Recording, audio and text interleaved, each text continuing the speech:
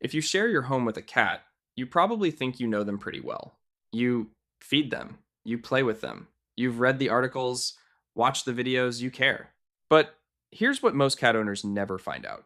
Some of the things you do every single day, things that feel completely natural, even loving your cat, is quietly enduring.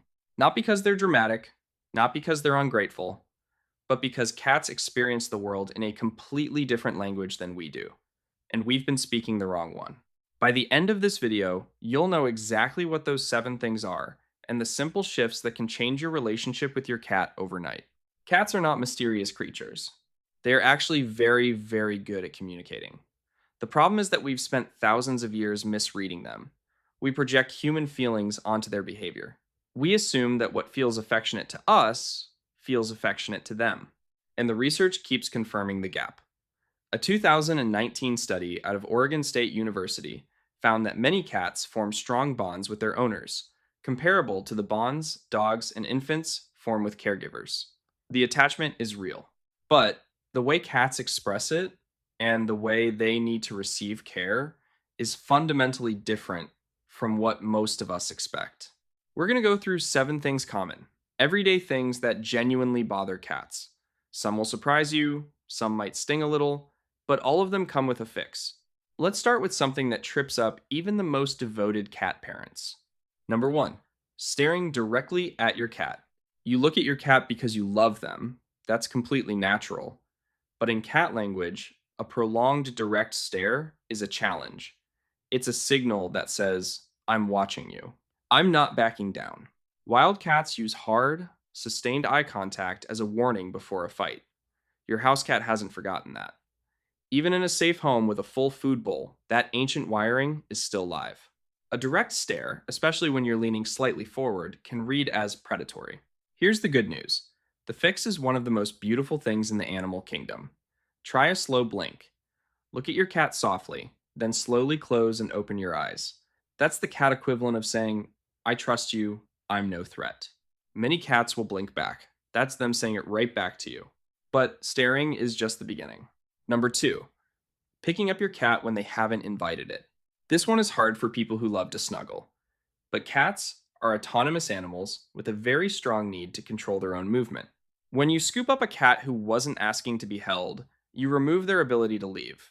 Even if they don't scratch or bite, even if they go limp and tolerate it, their body may be flooded with stress hormones.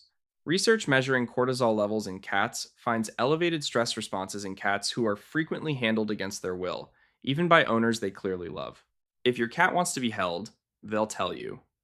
They'll bump against your legs, they'll climb into your lap without being placed there. Let them lead. The connection you build when a cat chooses you deliberately, on their own terms, is deeper than anything you can create by holding them still. Now, here's where it gets a little more complicated. Number 3, the noise level in your home, including sounds that have nothing to do with your cat. Cats can hear frequencies twice as high as humans.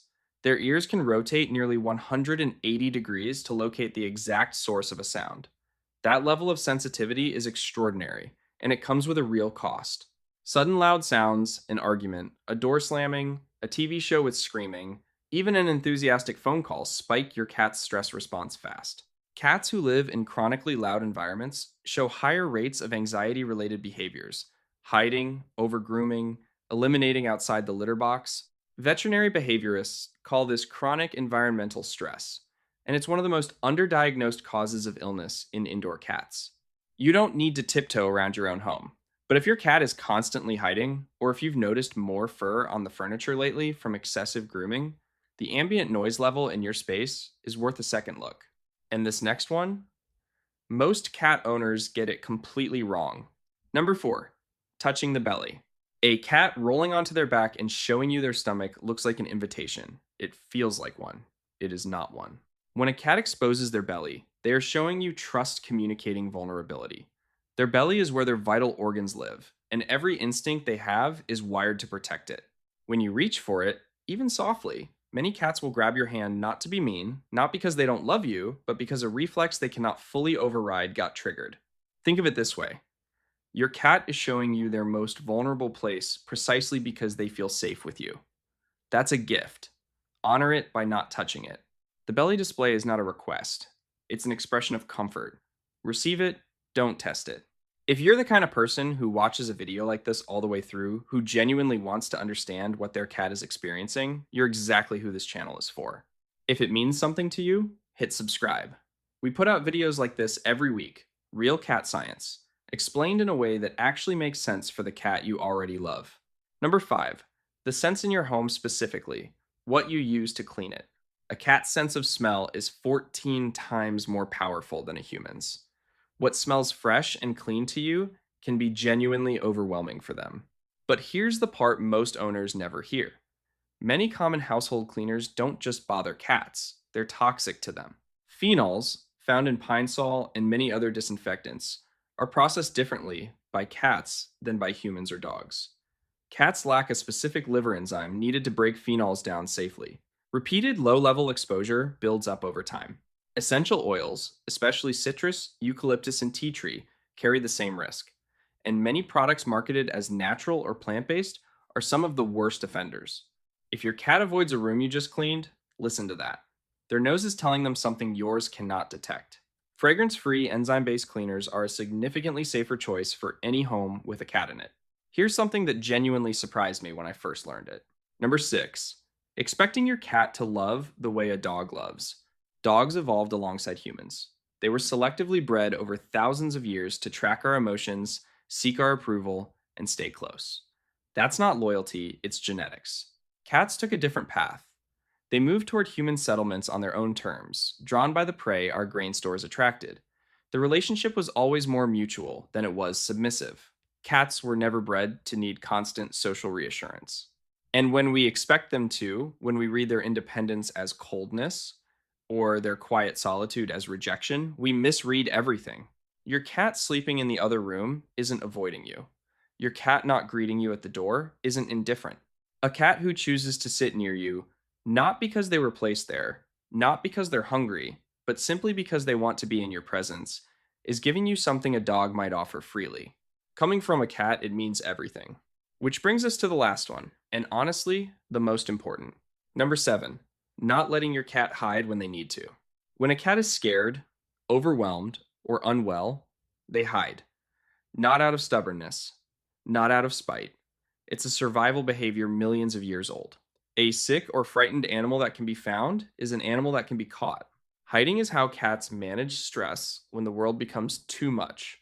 When we pull them out from under the bed, try to comfort them in our arms, or force interaction even with love, even with the best intentions, we take away the one coping tool they have.